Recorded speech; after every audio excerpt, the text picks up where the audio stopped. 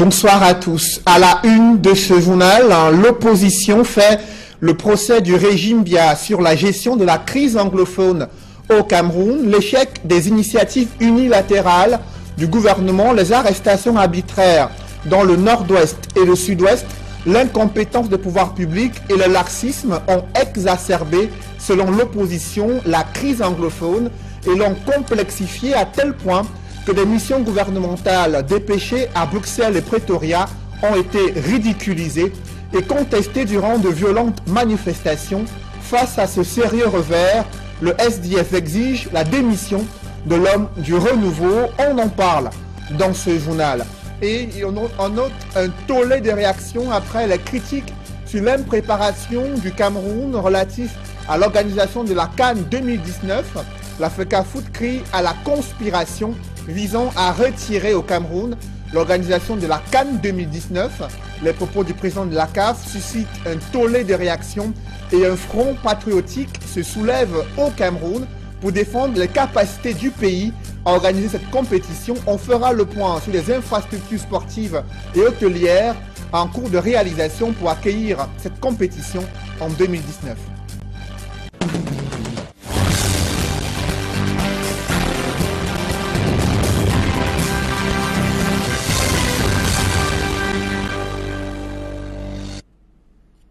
Merci de suivre cette édition complète de l'information sur Equinox Télévision.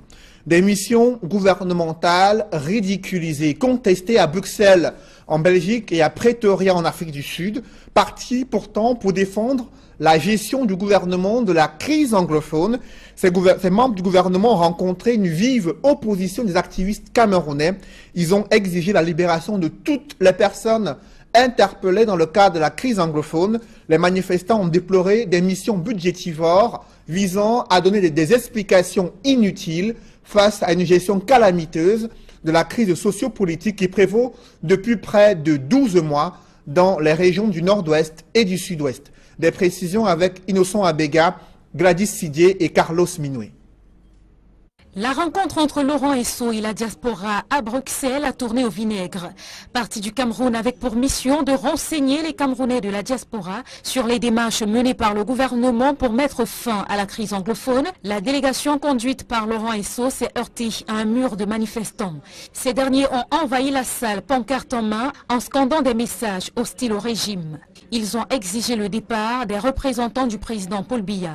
Pour les manifestants, le problème doit être résolu au Cameroun, surtout après la libération des principaux leaders de la crise anglophone. Les manifestants ont été sommés de quitter la salle sous forte escorte policière après plus d'une heure de protestation. La délégation gouvernementale envoyée en Afrique du Sud et conduite par le ministre Diangoute Joseph a été huée et chassée.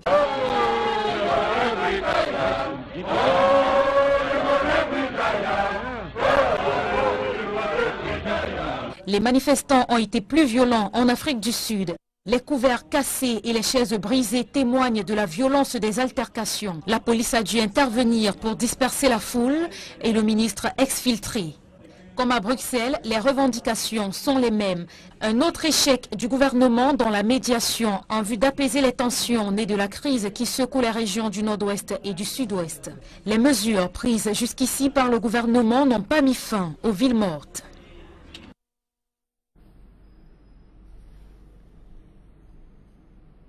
Cet échec des initiatives unilatérales du gouvernement, les arrestations arbitraires enregistrées dans le nord-ouest et le sud-ouest, le laxisme des pouvoirs publics et l'inertie face à ce problème anglophone ont exacerbé la crise et l'ont rendue complexe à tel point que le SDF estime que l'homme du renouveau doit démissionner face à son incapacité à gérer la crise. Le SDF qui exige également la démilitarisation des régions du nord-ouest et du sud-ouest, mais aussi des résolutions pacifiques des problèmes corporatistes qui sont évoqués par les enseignants et les avocats des régions d'expression anglaise. Compte rendu, Séverin Chouban et Kate Diarra.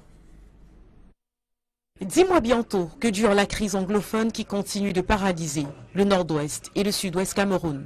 Au terme de son National Executive Committee qui s'est tenu samedi dernier à Bamenda, le Social Democratic Front, dans une déclaration déclinée en 5 grandes recommandations, en appelle à la démission du président de la République, son Excellence Paul Biya, qui selon lui serait le seul responsable de tous les débordements observés dans cette partie du pays.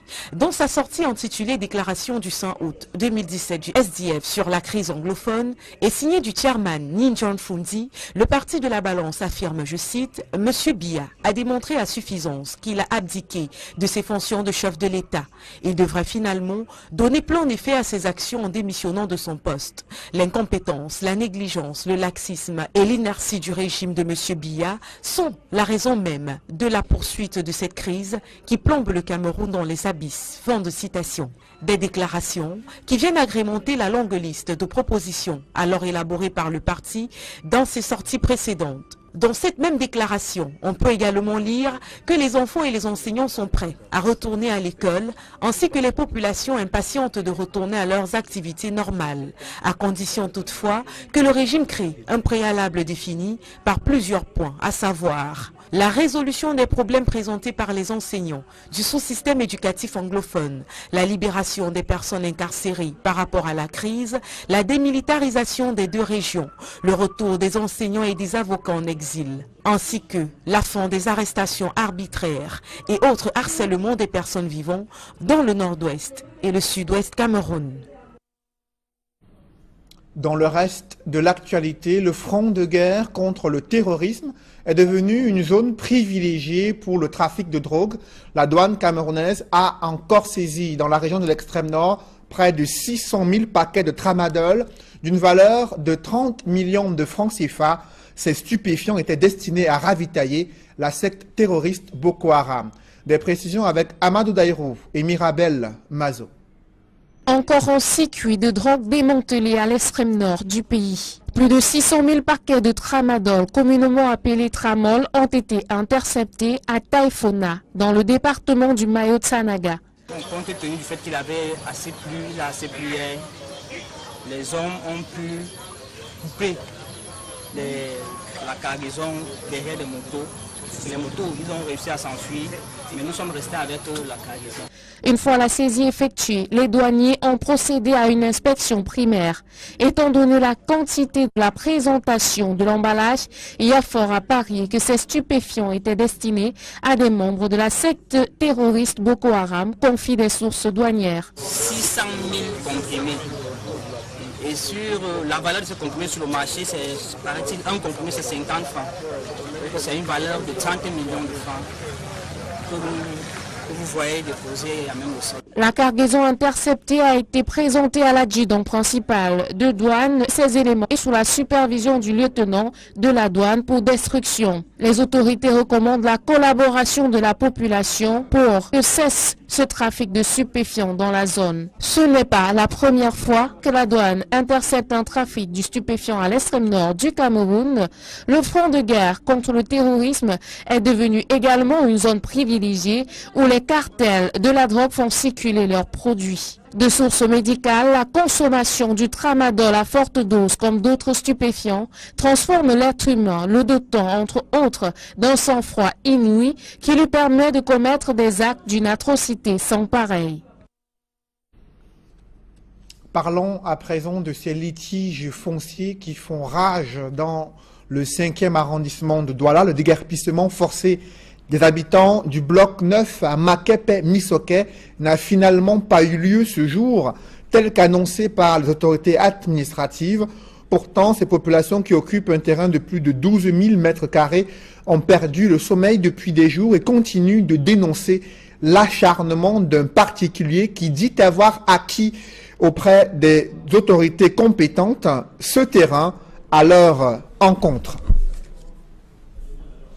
Dans le département du Mungo, le chef-lieu de Nkonsamba, on note que la pandémie du VIH-Sida est bien présente et lors du lancement du programme Vacances sans Sida, des campagnes de sensibilisation sont menées à l'endroit des jeunes pour les sensibiliser sur les comportements à adopter durant ces périodes de vacances. Reportage Cyril Djemba et Julingue Nyondé. La lutte contre les grossesses précoces, les maladies sexuellement transmissibles et surtout le VIH-Sida s'intensifie dans la ville de Nkonsamba dans le Mungo. En cette période de vacances, l'initiative, rendue à sa 15e édition, baptisée Vacances sans Sida, interpelle particulièrement les jeunes de cette localité, très souvent exposés à un certain nombre de comportements déviants. Le programme présenté par les responsables de la commune de Nkonsamba 1er a permis à ces jeunes de bénéficier des causeries éducatives. Le cycle menstruel qui est un chapitre très important pour la jeune fille aujourd'hui, car nos parents n'ont pas toujours cette information-là. Ils ne savent pas souvent comment communiquer avec les enfants. On a appris les relations parents-enfants, comment gérer cela. Il y a parmi nous aujourd'hui des jeunes filles qui vont multiplier encore le nombre de partenaires sexuels. Le chapitre 9 enseigne ici la multiplication des partenaires sexuels et les risques. Elles sont nombreuses, les jeunes filles qui n'ont plus la chance d'aller à l'école à cause des grossesses précoces. Pendant une vingtaine de jours, ces jeunes, 300 au total, ont pu recevoir des cours sur le secourisme, la morale et les règles du savoir-vivre.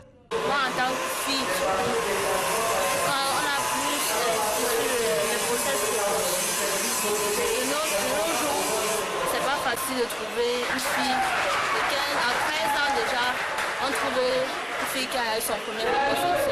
Et cela peut l'amener à attraper des grossesses ainsi que des maladies.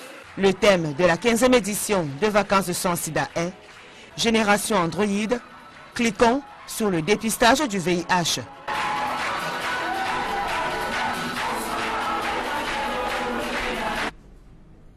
La nouvelle symphonie du ministre de la Culture n'a pas été reprise en chœur au sein de toute la famille des artistes musiciens au Cameroun. Des pros CMC SOCAM ont boycotté le nouvel organisme, la plateforme chargée de la mise en place du nouvel organisme de gestion collective du droit d'auteur de l'art musical. Ils ont effectué un sitting devant les services du Premier ministre à Yaoundé pour marquer la désapprobation face à la démarche du ministre de la Culture visant à sortir le milieu des artistes musiciens d'une crise sans fin au sein du droit d'auteur de l'art musical. Des précisions avec Marcelin Gansop et Emmanuel Diop. Ce sont des musiciens courroucés que nous retrouvons ce lundi matin à l'entrée principale des services du Premier ministre.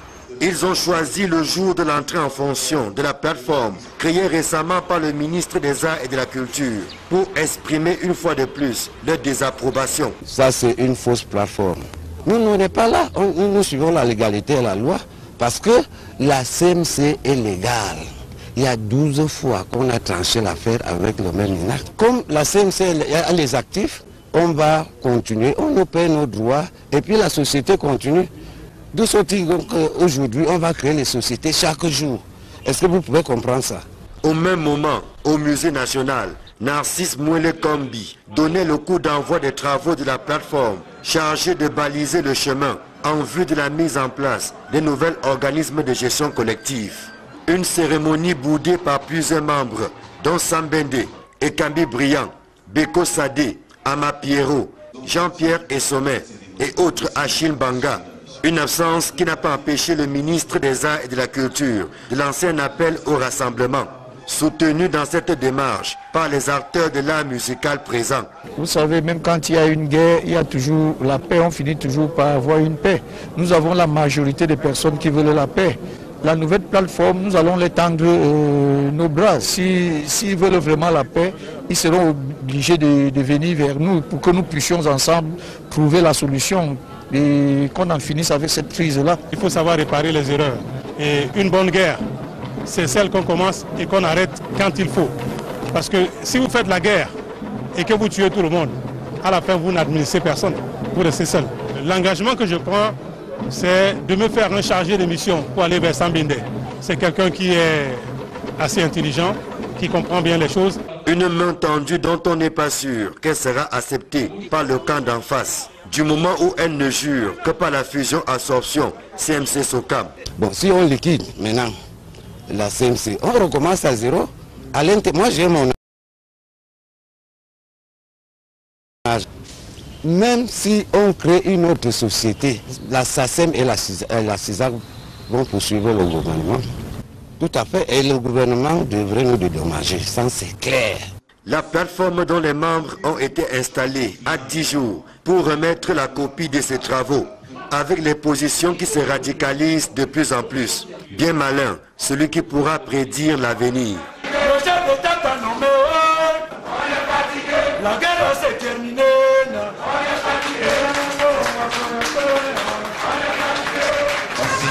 Face au boycott des artistes musiciens pro-CMC SOCAM, le ministre des Arts et de la Culture joue la carte de l'apaisement. Narcisse Mouele-Kombi lance un appel à tous les artistes musiciens pour une démarche consensuelle en vue de travailler au sein de cette plateforme chargée de mettre en place une nouvelle société de gestion collective du droit d'auteur relatif à l'art musical. Je vous propose d'écouter le ministre des Arts et de la Culture, Narcisse Mouele-Kombi.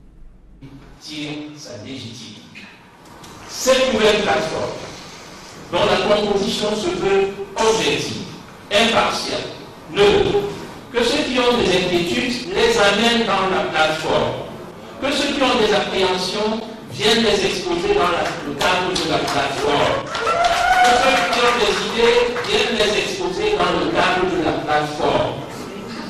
Le président de la République prêche le rassemblement, prêche l'unité. Il prêche les équilibres. Et nous sommes là pour veiller au rassemblement, à l'unité, aux équilibres, à l'intérieur de la grande et prestigieuse famille de l'art musical. Nous ne pouvons continuer à nous en accommoder avec des batailles dans la rue, sur les réseaux sociaux, dans les médias ou devant les tribunaux. Il s'agit de juguler les effets néfastes, des confrontations stériles et inutiles, nous disons bien inutiles, parce que ce sont les artistes musiciens qui sont les premières victimes de cette situation. Et si on dit fait gare, ne vous y montez pas. N'en doutez pas, chers amis, cette situation risque encore de durer des années si vous n'êtes pas dans un sursaut de conscience. Surpassons nos égoïsmes. Mettons l'intérêt général au-dessus de tout. C'est un tollé de réactions après les critiques du président de la CAF sur l'impréparation du Cameroun à organiser dans les délais la CAN 2019. L'on note un sursaut patriotique qui s'est hissé dans les cœurs des Camerounais prêts à défendre les capacités de leur pays à organiser le plus grand rendez-vous du football africain en 2019. Reportage Ike Cyril. Le président de la Confédération africaine de football n'a pas attendu longtemps après la sortie des membres du gouvernement pour monter lui aussi au créneau. En visite au Burkina Faso, Ahmad a clairement indiqué qu'en l'état actuel de ses infrastructures, le Cameroun n'est pas prêt pour l'organisation de la CAN 2019. On verra. Vous avez entendu la déclaration des autorités politiques camerounaises qui nous annoncent qu'ils sont prêts pour ça. Mais au jour d'aujourd'hui, je peux vous confirmer, avec le standard, avec le cahier de charge qui est en place aujourd'hui, aucun site au Cameroun n'est disposé à accueillir la CAN. Au jour d'aujourd'hui où nous parlons.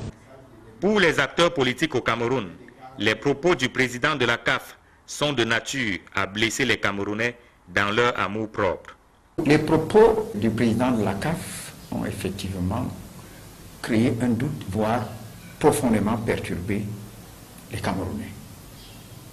Nous avons perçu ça comme un message et nous estimons quand même que cela n'était pas tout à fait juste. Face à ce qu'il considère comme un affront, l'homme politique convoque l'élan patriotique du peuple camerounais pour répondre au président de la CAF. Je pense que tous les Camerounais devraient se lever dans un élan de patriotisme pour apporter leur contribution pour sauver cet événement. Si les propos du président de la Confédération africaine de football cachent mal un désir de vengeance, les Camerounais, quant à eux, sont invités à y répondre par leur sens élevé de défense de la nation. Critiqué pour son impréparation et son incapacité à organiser la CAN 2019, la FECAFOOT a réagi. Elle est consternée par les propos du président de la Confédération africaine de football. Dans un communiqué rendu public ce lundi, la FECAFOOT crie à la conspiration visant à retirer au Cameroun la CAN 2019 au profit d'un autre pays africain. L'instance fêtière du football camerounais dénonce une campagne de désinformation savamment orchestrée après le changement unilatéral du cahier de charge de cette compétition. Malgré la nouvelle configuration de 24 équipes et un calendrier modifié, la FECAFOOT a dressé la liste des infrastructures sportives et hôtelières en cours de construction au Cameroun pour abriter en toute sérénité la CAN 2019. Et parmi ces infrastructures, il y a le stade AIM de Bafia. Les derniers aménagements sont en vue pour la pose du gazon synthétique. Et dans l'attente de la fin de ce chantier, les populations sont quand même inquiètes en ce qui concerne l'aménagement des voies d'accès à ce stade situé à Bafia. Reportage Emmanuel Diop et Marcelin Gansop. Au quartier Rimis, à Bafia, les populations sont déjà habituées au vrombissement de moteurs. Nous sommes au stade AIM qui sort progressivement des terres. Ce chantier doit être livré dans les brefs délais, donc d'ici 3 mois. Bon, en ce moment, la plateforme que vous voyez là, on est en train de préparer comment poser le gazon synthétique dans les jours à venir. Voilà pourquoi vous voyez les engins qui vont les va-et-vient pour nettoyer le site. Parce qu'on a d'abord décapé le sol, la mauvaise terre qui était, et aller chercher la latérite pour y mettre en haut. Mais tout ne se déroule pas sans quelques difficultés. Il y a notamment les intempéries, auxquelles il faut ajouter le récent arrêt des travaux. Autant d'obstacles à la construction de ce stade, tant attendu par les populations. Parce que parfois quand il pleut, quand les engins circulent, il y a de la boue. Comme par exemple, avant-hier, on n'a pas pu travailler. Mais aujourd'hui, tout se passe bien. Je crois que jusqu'à demain, tout serait déjà OK. Il y a eu arrêt de travaux à cause d'un entrepreneur qui n'a pas honoré le cahier de charge. Et il est parti, il y a eu arrêt de travaux. Et ça a causé un préjudice à notre équipe Cosmos Dumbam. On a délogé les matchs de Cosmos Dumbam pour aller jouer ailleurs. Ça a contribué négativement à l'évolution, à la performance de cette équipe de Cosmos Dumbam. Les populations émettent cependant le vœu que les travaux ne s'arrêtent pas à la seule construction du stade, mais s'étendent à l'aménagement des voies d'accès. Il y en a au moins 3 et leur état de dégradation laisse à désirer. Nous souhaiterons qu'il y ait d'abord un parking pour les véhicules et il faudra aménager les routes parce que si on fait un salaire pareil qu'il n'y a pas de route vraiment, ça ne peut pas nous arranger. Ces routes sont vraiment dégradées. Lorsque nous passons du là vers le fait bilingue là, nous empruntons le chemin pour s'y rendre à la préfecture. Toutes ces routes sont dégradées. Les gradins du stade municipal de Bafia dévoilent leur visage. Avec la reprise des travaux, l'espoir est donc permis que Cosmos local pourra bientôt retrouver le plaisir de disputer ses rencontres devant ces milliers de supporters. Ici le stade de Bafia. Emmanuel Diop, Marcelin Gansop, Equinox Télévision. Toujours dans ce chapitre sport, l'ancien capitaine des Lions Indomptables, Rigobert Song, a repris du service avec les 23 présélectionnés qui ont eu une séance d'entraînement au stade de la réunification de Douala. Ils vont se préparer en prélude à la rencontre qu'il opposera à Sao Tomé et Principe le 12 août prochain. Reportage Donald Almouzoua et Emos Fongo. Le public de circonstances présent au stade de la réunification de Douala scande un nom. Celui de Rigobert Song, ancien capitaine des Lions Indomptables du Cameroun.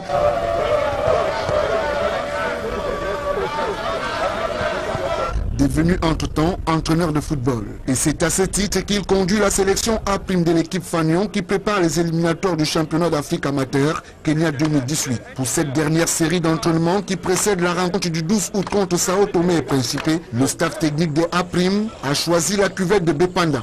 Entre prières et déclassage, le bloc de 23 va se déployer sur le terrain pour un travail en atelier. Il passera en revue les schémas tactiques, la cohésion et la circulation de balles dans un espace réduit. Certains qui ont rejoint l'effectif il y a quelque temps ne se sentent pas dépaysés pour autant.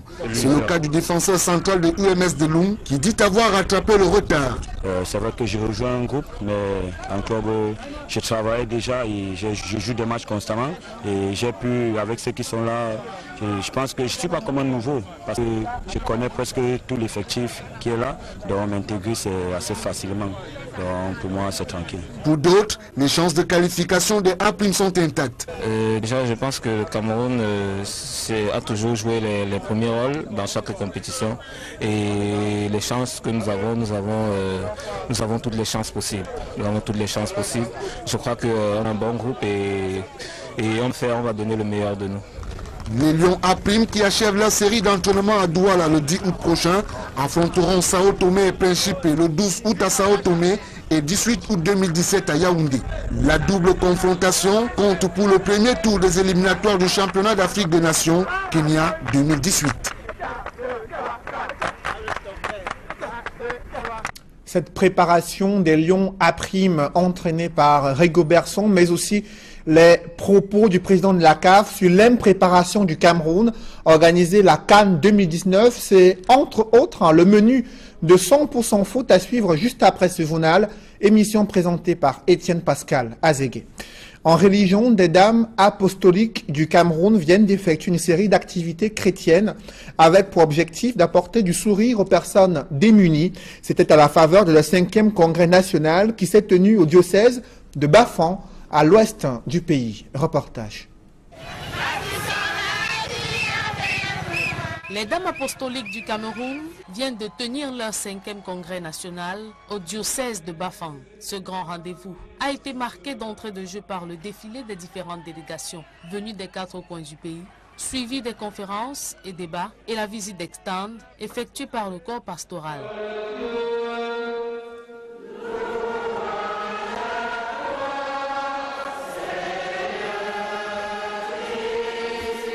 La messe solennelle d'ouverture, présidée par Monseigneur Abraham Komé, représentant de Monseigneur Cléda, était un moment de communion fraternelle.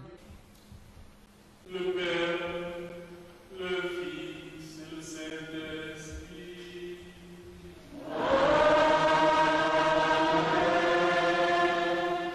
Allez dans la paix du Christ. Les Dames apostoliques du Cameroun en ont profité pour élever des prières pour le repos de l'âme de Monseigneur Benoît Bala.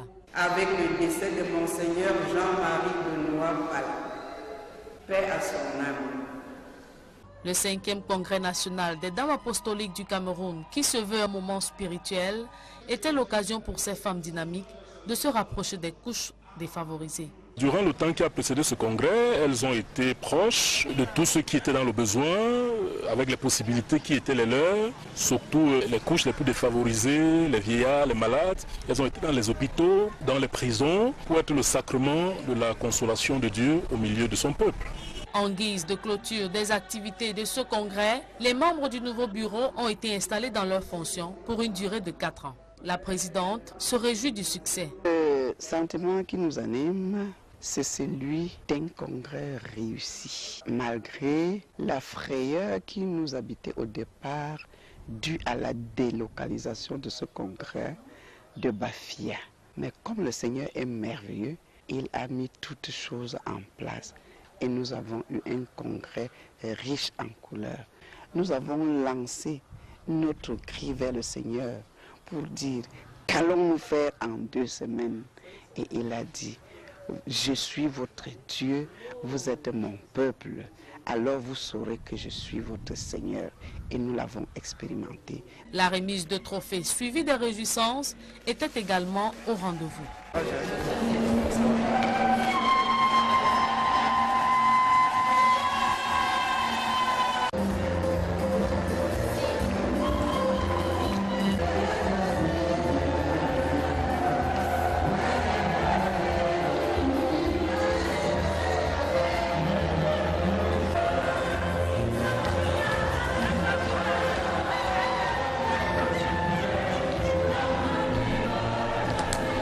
L'escale internationale dans ce journal, un duel de titans au Kenya. Raila Odinga, ancien Premier ministre, face à Uhuru Kenyatta, président sortant, qui rempile également, qui est candidat à sa propre succession après le duel qui les avait déjà opposés en 2013. En cette veille du scrutin prévu le 8 août, les populations quittent progressivement les centres-villes pour le village. Elle redoute des violences post-électorales survenues lors des précédentes échéances électorales au Kenya, où Raila Odinga, qui est choisi par l'opposition pour faire face à Uhuru Kenyatta, le président sortant au Kenya. Dans une poussière de seconde, la deuxième partie de ce journal.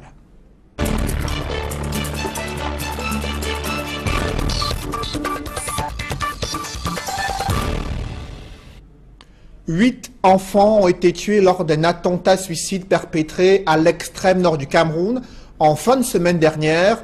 En l'espace de quelques jours, c'est au moins une vingtaine de personnes, civils et membres de comités de vigilance, qui ont perdu la vie dans cette multiplication des attentats suicides au front de guerre contre le terrorisme. Comment expliquer cette situation?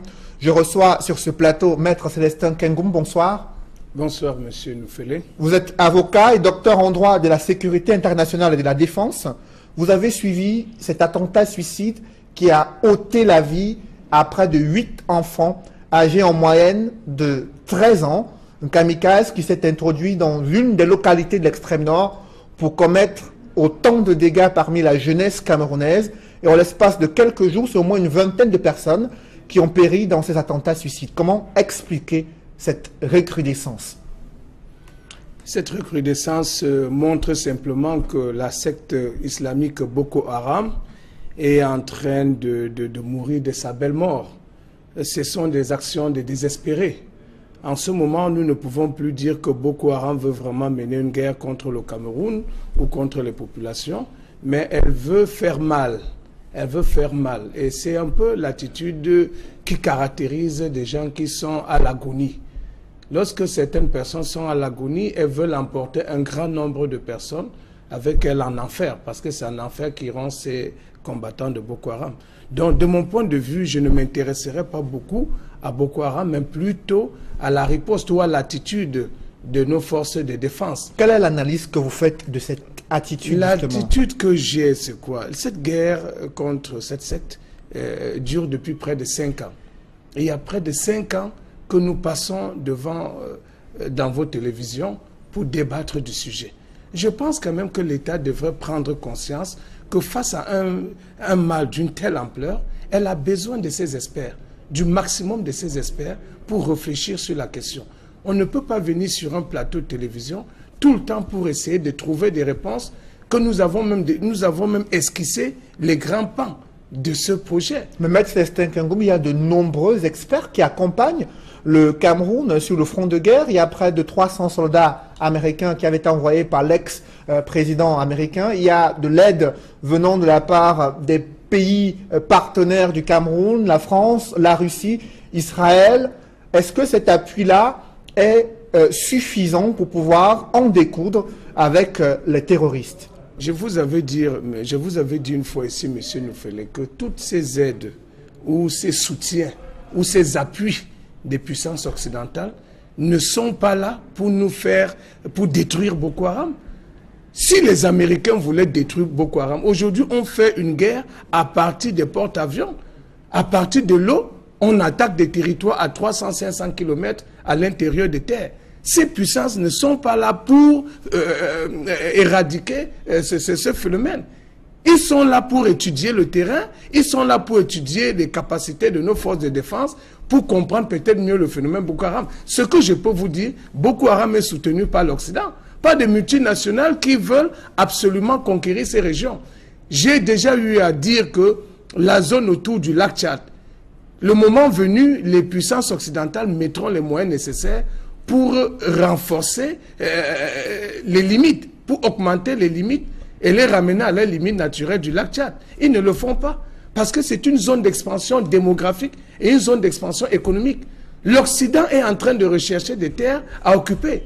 L'Occident est en train de préparer des zones pour les explorations. Ils connaissent les richesses qui se trouvent dans ces régions. Mais le problème est plus complexe. Mais lorsqu'on suit le discours de ces différentes communautés internationales que vous stigmatisez, elle estime que le terrorisme est un ennemi commun pour l'Afrique, pour l'Europe et pour les États-Unis. Je ne stigmatise pas, je fais le constat d'un analyste, d'un expert en la matière.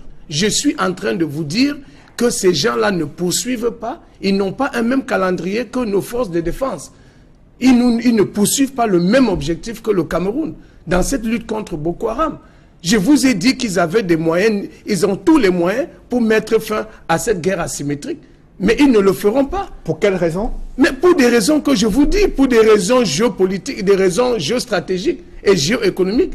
Géostratégique parce que il faut un peu étudier le comportement, maîtriser un peu comment ces gens se comportent, comment sont les populations, ces combattants, comment fonctionnent-ils. Et sur le plan géoéconomique, si le sol et le sous-sol de cette région sont très riches en minerais. Et ces gens veulent faire même bas sur ces richesses. Maître Célestin Kangoum, il y a une force multinationale mixte qui est sur le terrain et qui est composée des armées des différents pays impliqués par la secte terroriste, le Tchad, le Nigeria, le Cameroun, dans une moindre mesure le Niger. Est-ce que cette force sous-régionale a les moyens et les capacités nécessaires à pouvoir endiguer complètement la secte terroriste? Je vais d'abord vous dire, beaucoup de soldats des forces multinationales, de ces forces multinationales ne viennent pas dans le but de vraiment faire la guerre. Ils sont d'abord attirés par les revenus qu'on donne aux soldats.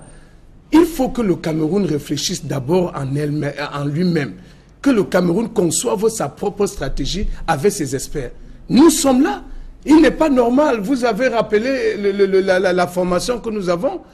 En droit de la sécurité, docteur en droit de la sécurité. Qu'est-ce que vous proposez concrètement avec cette multiplication des attentats suicides? Je ne peux pas venir sur un plateau en 2 minutes résoudre le problème.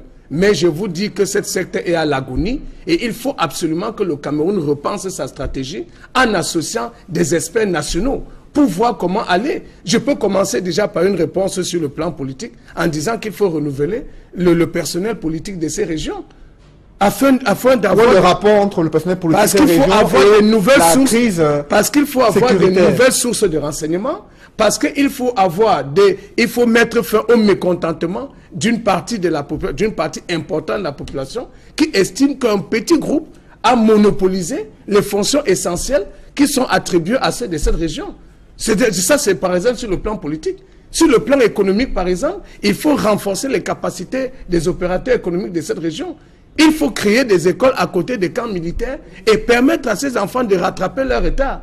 On peut distribuer des postes de radio à la plupart des populations de ces zones en créant des radios communautaires qui font aussi de la propagande pour montrer comment des gens donnent leur vie sans le savoir. Parce que ces gens qui actionnent cette détonation ne savent même pas que c'est au péril de la vie.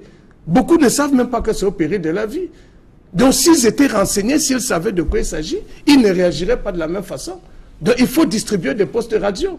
Dans le développement économique et bien sûr des actions politiques peuvent être des combinées actions sociales face à la stratégie militaire. Et le changement du personnel politico-administratif. Voilà une autre piste qu'on pourrait développer dans un cadre beaucoup plus serein et où on aurait largement plus de temps. Merci Maître Célestin Kangoum. Je rappelle que vous êtes avocat et docteur en droit de la sécurité internationale et de la défense. Mesdames, messieurs, c'est la fin de ce journal. Merci de l'avoir suivi. Je vous souhaite une bonne soirée sur Equinox Télévision.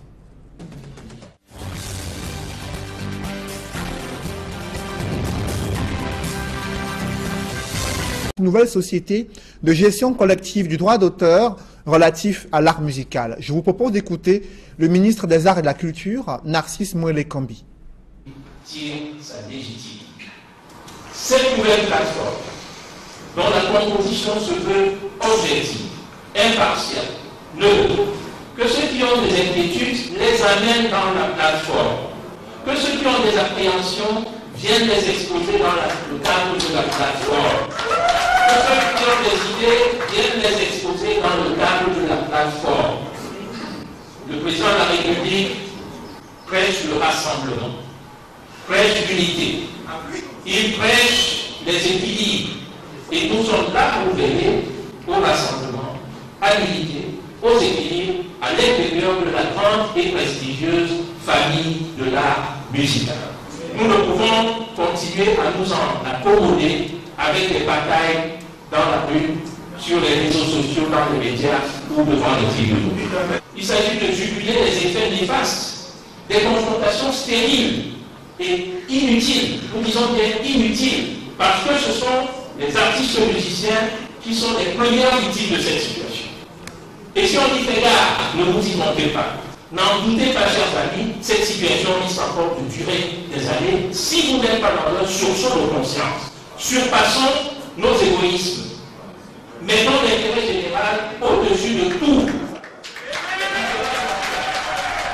C'est un tollé de réactions après les critiques du président de la CAF sur l'impréparation du Cameroun à organiser dans les délais la CAN 2019. L'on note un sursaut patriotique qui s'est hissé dans les cœurs des Camerounais prêts à défendre les capacités de leur pays à organiser le plus grand rendez-vous du football africain en 2019. Reportage Ike Cyril. Le président de la Confédération africaine de football n'a pas attendu longtemps après la sortie des membres du gouvernement pour monter lui aussi au créneau. En visite au Burkina Faso, Ahmad a clairement indiqué qu'en l'état actuel de ses infrastructures, le Cameroun n'est pas prêt pour l'organisation de la CAN 2019. On verra. Vous avez entendu la déclaration des autorités politiques camerounaises qui nous annoncent qu'ils sont prêts pour ça. Mais au jour d'aujourd'hui, je peux vous confirmer, avec le standard, avec le cahier de charge qui est en place aujourd'hui, aucun site au Cameroun n'est disposé à accueillir la CAN. Au jour d'aujourd'hui où nous parlons. Pour les acteurs politiques au Cameroun, les propos du président de la CAF sont de nature à blesser les Camerounais dans leur amour propre. Les propos du président de la CAF ont effectivement créé un doute, voire profondément perturbé les Camerounais. Nous avons perçu ça comme un message et nous estimons quand même que cela n'était pas tout à fait juste. Face à ce qu'il considère comme un affront, l'homme politique convoque l'élan patriotique du peuple camerounais pour répondre au président de la CAF. Je pense que tous les Camerounais devraient se lever dans un élan de patriotisme pour apporter leur contribution pour sauver cet événement.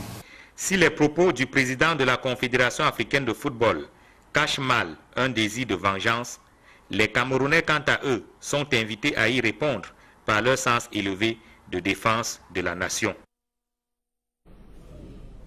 Critiqué pour son impréparation et son incapacité à organiser la CAN 2019, la FECAFOOT a réagi. Elle est consternée par les propos du président de la Confédération africaine de football. Dans un communiqué rendu public ce lundi, la FECAFOOT crie à la conspiration visant à retirer au Cameroun la CAN 2019 au profit d'un autre pays africain. L'instance fêtière du football camerounais dénonce une campagne de désinformation savamment orchestrée après le changement unilatéral du cahier de charge de cette compétition. Malgré la nouvelle configuration de 24 équipes et un calendrier modifié, la FECAFOOT a dressé la liste des infrastructures sportives et hôtelières en cours de construction au Cameroun pour abriter en toute sérénité la CAN 2019. Et parmi ces infrastructures, il y a le stade AIM de Bafia. Les derniers aménagements sont en vue pour la pose du gazon synthétique et dans l'attente de la fin de ce chantier, les populations sont quand même inquiètes en ce qui concerne l'aménagement des voies d'accès à ce stade situé à Bafia. Reportage Emmanuel Diop et Marcelin Gansop. Au quartier Rimis, à Bafia, les populations sont déjà habituées au vrombissement de moteurs. Mission du président de la République, son Excellence Paul Biya, qui selon lui serait le seul responsable de tous les débordements observés dans cette partie du pays. Dans sa sortie intitulée Déclaration du 5 août 2017 du SDF sur la crise anglophone et signée du chairman Ninjon Fundi, le parti de la balance affirme, je cite, « Monsieur Biya a démontré à suffisance qu'il a abdiqué de ses fonctions de chef de l'État. Il devrait finalement donner plein effet à ses actions en démissionnant de son poste. L'incompétence, la négligence, le laxisme et l'inertie du régime de M. Biya sont la raison même de la poursuite de cette crise qui plombe le Cameroun dans les abysses. » Fin de citation. Des déclarations qui viennent agrémenter la longue liste de propositions alors élaborées par le parti dans ses sorties précédentes. Dans cette même déclaration, on peut également lire que les enfants et les enseignants sont prêts à retourner à l'école, ainsi que les populations impatientes de retourner à leurs activités normales, à condition toutefois que le régime crée un préalable défini par plusieurs points, à savoir la résolution des problèmes présentés par les enseignants du sous-système éducatif anglophone, la libération des personnes incarcérées par rapport à la crise, la démilitarisation des deux régions, le retour des enseignants et des avocats en exil, ainsi que la fin des arrestations arbitraires et autres harcèlements des personnes vivant dans le nord-ouest et le sud-ouest Cameroun. Dans le reste de l'actualité, le front de guerre contre le terrorisme est devenu une zone privilégiée pour le trafic de drogue. La douane camerounaise a encore saisi dans la région de l'extrême nord près de 600 000 paquets de tramadol d'une valeur de 30 millions de francs CFA. Ces stupéfiants étaient destinés à ravitailler la secte terroriste Boko Haram. Des précisions avec Amadou Daïrou et Mirabel Mazo. Encore un circuit de drogue démantelé à l'extrême nord du pays. Plus de 600 000 paquets de tramadol, communément appelé tramol, ont été interceptés à Taïfona, dans le département du Mayo-Tsanaga.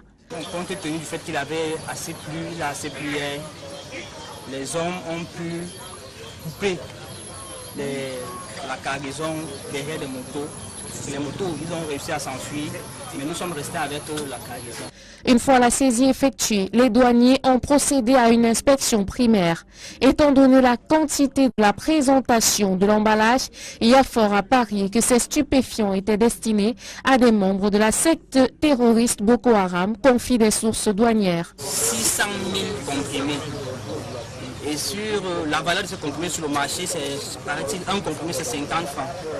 C'est une valeur de 30 millions de francs que vous voyez déposer à même au sol. La cargaison interceptée a été présentée à l'adjudant principal de douane. Ces éléments et sous la supervision du lieutenant de la douane pour destruction. Les autorités recommandent la collaboration de la population pour que cesse ce trafic de stupéfiants dans la zone. Ce n'est pas la première fois que la douane intercepte un trafic du stupéfiant à l'extrême nord du Cameroun. Le front de guerre contre le terrorisme est devenu également une zone privilégiée où les cartels de la drogue font circuler leurs produits. De source médicale, la consommation du tramadol à forte dose comme d'autres stupéfiants transforme l'être humain, le dotant entre autres d'un sang-froid inouï qui lui permet de commettre des actes d'une atrocité sans pareil. Parlons à présent de ces litiges fonciers qui font rage dans le 5e arrondissement de Douala, le déguerpissement forcé des habitants du bloc 9 à Makepe-Misoke n'a finalement pas eu lieu ce jour, tel qu'annoncé par les autorités administratives. Pourtant, ces populations qui occupent un terrain de plus de 12 000 mètres carrés ont perdu le sommeil depuis des jours et continuent de dénoncer l'acharnement d'un particulier qui dit avoir acquis auprès des autorités compétentes ce terrain à leur encontre. Dans le département du Mungo, le chef-lieu de Nkonsamba, on note que la pandémie du VIH-Sida est bien présente et lors du lancement du programme Vacances sans Sida, des campagnes de sensibilisation sont menées à l'endroit des jeunes pour les sensibiliser sur les comportements à adopter durant ces périodes de vacances. Reportage Cyril Djemba et Julingue Nyondé. La lutte contre les grossesses précoces, les maladies sexuellement transmissibles et surtout le VIH-Sida s'intensifie dans la ville de Nkonsamba dans le Mungo. En cette période de vacances, l'initiative, rendue à sa 15e édition, baptisée Vacances sans Sida, interpelle particulièrement les jeunes de cette localité, très souvent exposés à un certain nombre de comportements déviants. Le programme présenté par... Nous sommes au stade Ayem, qui sort progressivement des terres. Ce chantier doit être livré dans les brefs délais, donc d'ici 3 mois. Bon, en ce moment, la plateforme que vous voyez là, on est en train de préparer comment poser le gazon synthétique dans les jours à venir. Voilà pourquoi vous voyez les engins qui vont les va-et-vient pour nettoyer le site. Parce qu'on a d'abord décapé le sol, la mauvaise terre qui était, et aller chercher la latérite pour y mettre en haut. Mais tout ne se déroule pas sans quelques difficultés. Il y a notamment les intempéries. auquel il faut ajouter le récent arrêt des travaux. Autant d'obstacles à la construction de ce stade, tant attendu par les populations. Parce que parfois quand il pleut, quand les engins circulent, il y a de la boue. Comme par exemple, avant-hier, on n'a pas pu travailler. Mais aujourd'hui, tout se passe bien. Je crois que jusqu'à demain, tout serait déjà OK. Il y a eu arrêt de travaux à cause d'un entrepreneur qui n'a pas honoré le cahier de charges. Et il est parti, il y a eu arrêt de travaux. Et ça a causé un préjudice à notre équipe Cosmos Dumbam. On a délogé les matchs de Cosmos Dumbam pour aller jouer ailleurs. Ça a contribué négativement à l'évolution, à la performance de cette équipe de Cosmos Dumbam. Les populations émettent cependant le vœu que les travaux ne s'arrêtent pas à la seule construction du stade, mais s'étendent à l'aménagement des voies d'accès. Il y en a au moins 3 et leur état de dégradation laisse à désirer. Nous souhaiterons qu'il y ait d'abord un parking pour les véhicules et il faudra aménager les routes parce que si on fait un salaire pareil qu'il n'y a pas de route vraiment, ça ne peut pas nous arranger. Ces routes sont vraiment dégradées. Lorsque nous passons du là vers le lycée bilingue là, nous empruntons le chemin pour s'y rendre à la préfecture. Toutes ces routes sont dégradées. Les gradins du stade municipal de Bafia dévoilent leur visage. Avec la reprise des travaux, l'espoir est donc permis que Cosmos local pourra bientôt retrouver le plaisir de disputer ses rencontres devant ces milliers de supporters. Ici le stade de Bafia. Emmanuel Job, Marcelin Gansop, Equinox Télévision. Toujours dans ce chapitre sport, l'ancien capitaine des Lions Indomptables, Rigobertson, a repris du service avec les 23 présélectionnés qui ont eu une séance d'entraînement au stade de la réunification de Douala. Ils vont se préparer en prélude à la rencontre qu'il opposera à Sao Tomé et Principe le 12 août prochain. Reportage Donald Almouzoua et Emos Fongo. Le public de circonstances présent au stade de la réunification de Douala scande un nom. Celui de Rigobertson, ancien capitaine des Lions Indomptables du Cameroun.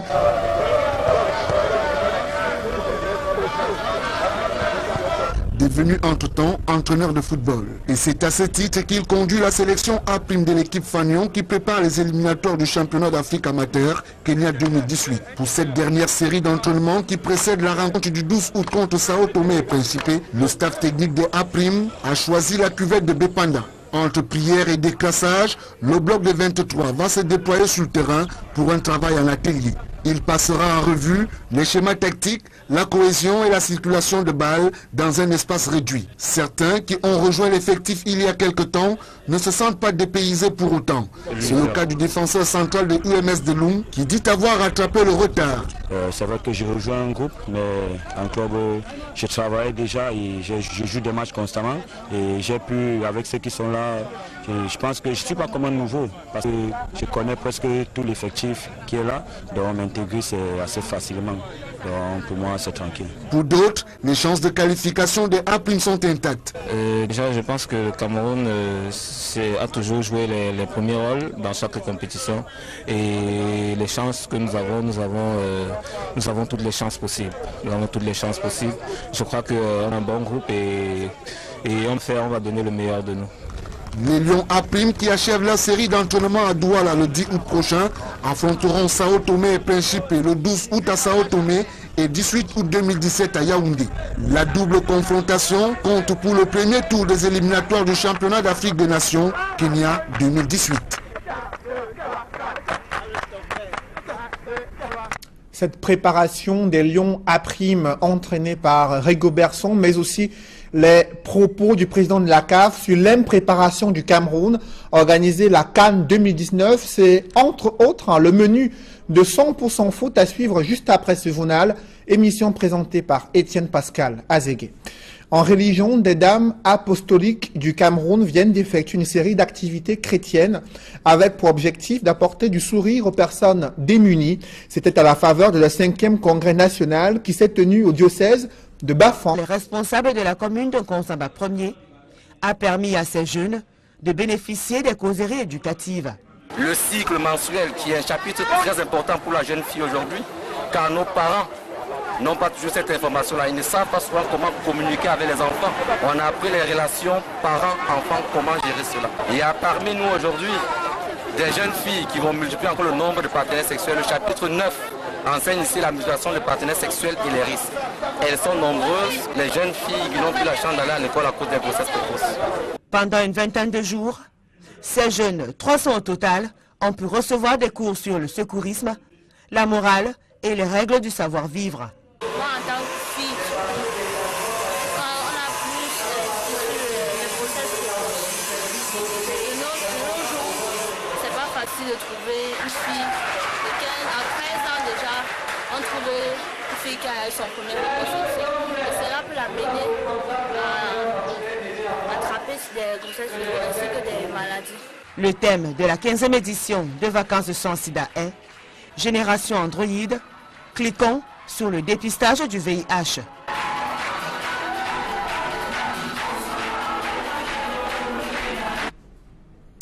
La nouvelle symphonie du ministre de la Culture n'a pas été reprise en chœur au sein de toute la famille des artistes musiciens au Cameroun.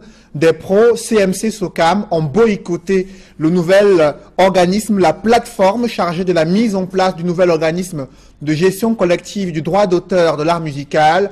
Ils ont effectué un sitting devant les services du Premier ministre à Yaoundé pour marquer la désapprobation face à la démarche du ministre de la Culture visant à sortir le milieu des artistes musiciens d'une crise sans fin au sein du droit d'auteur de l'art musical. Des précisions avec Marcelin Gansop et Emmanuel Diop.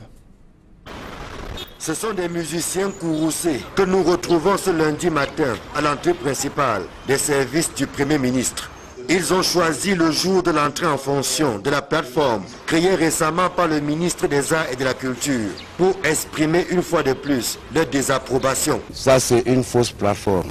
Nous, on n'est pas là. Nous suivons la légalité et la loi parce que la CMC est légale.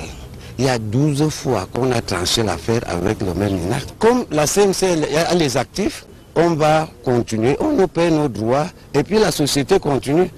De sortir donc aujourd'hui, on va créer les sociétés chaque jour. Est-ce que vous pouvez comprendre ça? Au même moment, au Musée national, Narcisse Mouele Kombi donnait le coup d'envoi des travaux de la plateforme chargée de baliser le chemin en vue de la mise en place des nouveaux organismes de gestion collective. Une cérémonie boudée par plusieurs membres, dont Sambende, Ekambi Briand, Beko Sadé, Ama Pierrot, Jean-Pierre Essomé et autres Achille Banga. Une absence qui n'a pas empêché le ministre des Arts et de la Culture de lancer un appel au rassemblement, soutenu dans cette démarche par les acteurs de l'art musical présents. Vous savez, même quand il y a une guerre, il y a toujours la paix, on finit toujours par avoir une paix. Nous avons la majorité des personnes qui veulent la paix. La nouvelle plateforme, nous allons les tendre nos bras. S'ils veulent vraiment la paix, ils seront obligés de venir vers nous pour que nous puissions ensemble trouver la solution et qu'on en finisse avec cette crise-là. Il faut savoir réparer les erreurs. Et une bonne guerre, c'est celle qu'on commence et qu'on arrête quand il faut. Parce que si vous faites la guerre et que vous tuez tout le monde, à la fin, vous n'administrez personne. Vous restez seul. L'engagement que je prends, c'est de me faire un chargé de mission pour aller vers Sambinde. C'est quelqu'un qui est assez intelligent, qui comprend bien les choses. Une main tendue dont on n'est pas sûr qu'elle sera acceptée par le camp d'en face, du moment où elle ne jure que par la fusion-absorption CMC SOCAM. Bon, si on liquide maintenant la CMC, on recommence à zéro. Moi, j'ai mon âge. Même si on crée une autre société, la SACEM et la CISAC vont poursuivre le gouvernement. Tout à fait, et le gouvernement devrait nous dédommager, ça c'est clair. La plateforme dont les membres ont été installés à 10 jours pour remettre la copie de ces travaux, avec les positions qui se radicalisent de plus en plus. Bien malin, celui qui pourra prédire l'avenir. La guerre s'est terminée.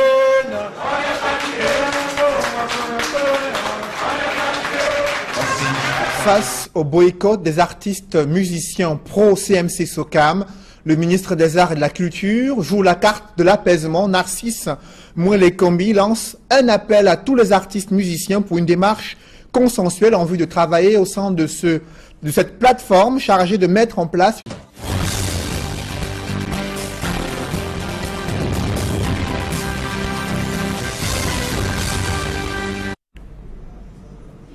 Bonsoir à tous. À la une de ce journal, l'opposition fait le procès du régime Biya sur la gestion de la crise anglophone au Cameroun, l'échec des initiatives unilatérales du gouvernement, les arrestations arbitraires dans le nord-ouest et le sud-ouest, l'incompétence des pouvoirs publics et le laxisme ont exacerbé, selon l'opposition, la crise anglophone et l'ont complexifié à tel point que des missions gouvernementales dépêchées à Bruxelles et Pretoria ont été ridiculisées et contestées durant de violentes manifestations.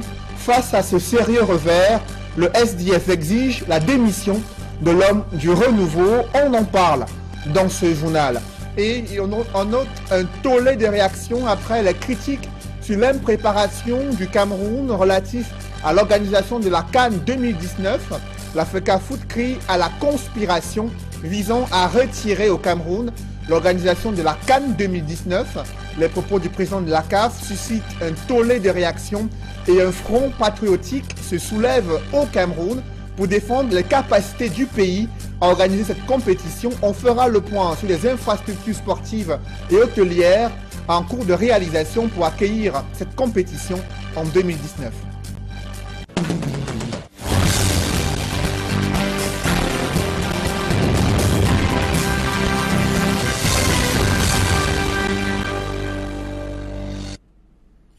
Merci de suivre cette édition complète de l'information sur Equinox Télévision.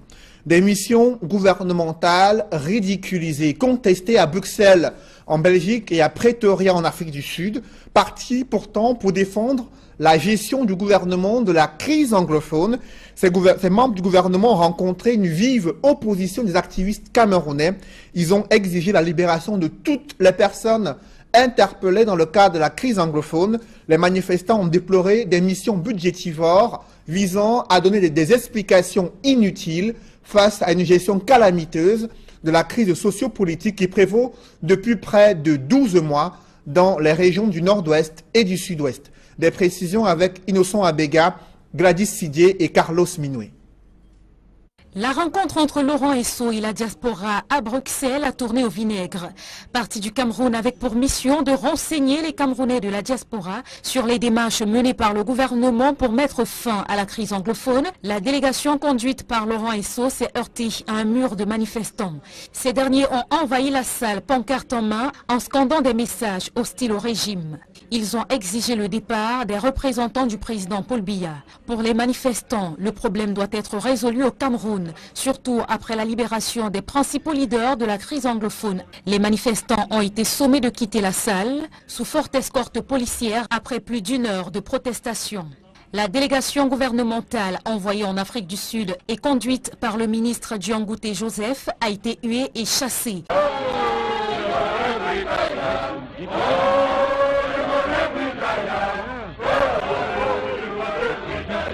Les manifestants ont été plus violents en Afrique du Sud. Les couverts cassés et les chaises brisées témoignent de la violence des altercations. La police a dû intervenir pour disperser la foule et le ministre exfiltré. Comme à Bruxelles, les revendications sont les mêmes. Un autre échec du gouvernement dans la médiation en vue d'apaiser les tensions nées de la crise qui secoue les régions du nord-ouest et du sud-ouest. Les mesures prises jusqu'ici par le gouvernement n'ont pas mis fin aux villes mortes.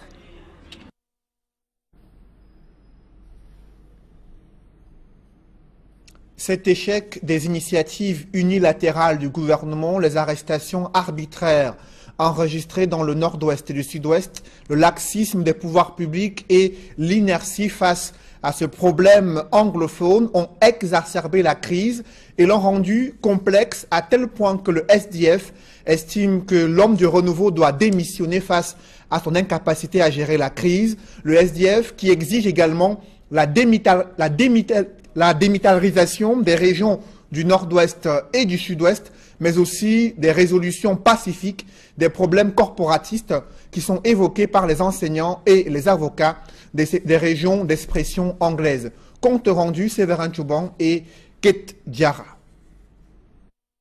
10 mois bientôt que dure la crise anglophone qui continue de paralyser le nord-ouest et le sud-ouest Cameroun.